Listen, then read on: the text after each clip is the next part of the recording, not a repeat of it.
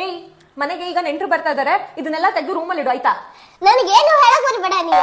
ಏನೋ ನನಗೇನು ಹೇಳಕ್ ಬರ್ಬೇಡ ನೀನು. 9 ತಿಂಗಳು ಕಷ್ಟಪಟ್ಟು ಹೊತ್ತಿದ್ದಕ್ಕೂ ಸಾರ್ಥಕ ಆಯ್ತು. ಏನ್ ಕಷ್ಟಪಟ್ಟಿದ್ಯಾ ನೀನು? 9 ತಿಂಗಳಿಗೆ ಏನ್ ಕಷ್ಟಪಟ್ಟಿದ್ಯಾ? ಕಷ್ಟಪಟ್ಟಿರೋದು ನಾನು. ನಿನ್ನ ಹೊಟ್ಟೆಲೆ ಕತ್ಲು ಇತ್ತು ಗೊತ್ತಾ? ಅಲ್ಲಿ ಭಯ ಪಡ್ಕೊಂಡಿದ್ದು ನಾನು. ನೀನ್ ಮಾತ್ರ ಆರಾಮಾಗಿ ಮನೆಯಲ್ಲಿ ಚೆನ್ನಾಗಿ ಲೈಟ್ ಹಾಕೊಂಡಿದ್ದೆ.